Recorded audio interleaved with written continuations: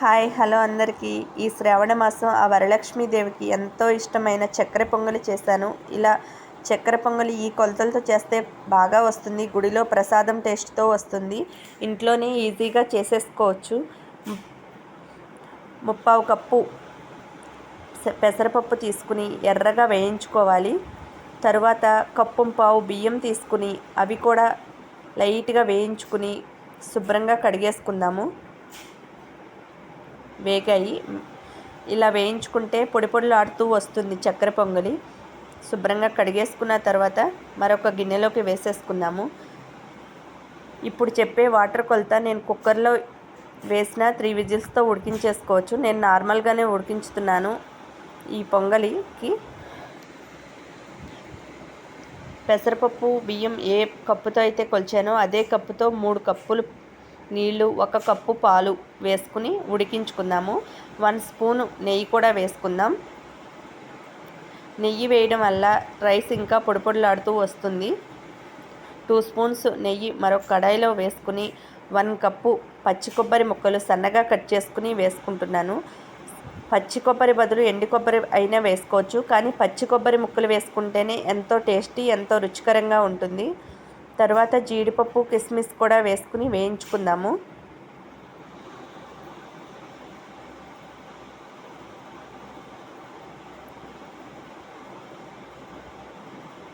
ఎర్రగా వేయించుకుని తీసేసుకుందాము.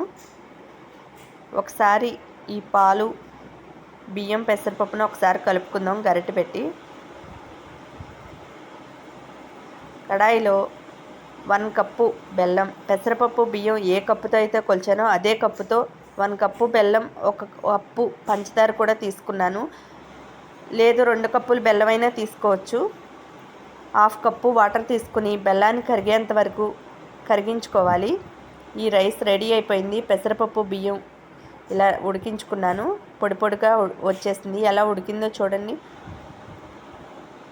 కుక్కర్లో అయినా అదే వాటర్తో, అదే పాలతో కరెక్ట్గా వచ్చేస్తుంది. ఇలాగా నేను నార్మల్గానే ఉడికించుకున్నాను.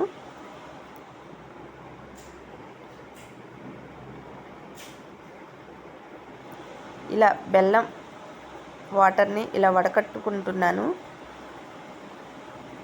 రాళ్ళు అవి ఉంటాయి, ఇసుకవి తుక్కవి ఉంటాయని వడపోసుకున్నాను.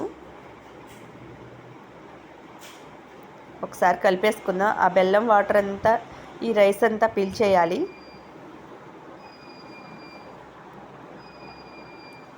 పీల్చేస్తుంది. ఇప్పుడు 2 స్పూన్స్ ఇలాచీ పౌడర్. గుడిలో ప్రసాదం టేస్ట్ రావాలంటే పచ్చకర్పూరం చిన్న ముక్క ఇలా చేత్తో ఇలా నలిపేసి వేసేసుకోవడమే. అప్పుడు ఆ టేస్ట్ వస్తుంది, ఆ సువాసన వస్తుంది.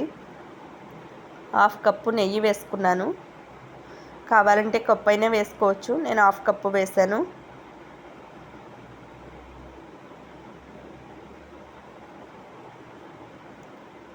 ఒకసారి గరిటెతో కలిపేసుకుందాం. ఇలా కలిపేసుకుని స్టవ్ ఆఫ్ చేసేసి దేవునికి నైవేద్యంగా పెట్టుకుందాం. మనం వేయించుకున్న కొబ్బరి ముక్కలు, పచ్చి కొబ్బరి ముక్కలు, జీడిపప్పు, కిస్మిస్ కూడా వేసేసుకొని కలిపేసుకుందాము. అంతేనండి, రెడీ అయిపోయింది. దేవునికి ఇష్టమైన నైవేద్యం పెట్టేసుకుందాం దేవుడికి. ఇలాంటి మరిన్ని వీడియోస్ కోసం మన ఛానల్ని లైక్ చేసి, షేర్ చేసి, సబ్స్క్రైబ్ చేసుకోండి. వీడియో చూసిన వారు లైక్ చేయండి. బాయ్ అండి.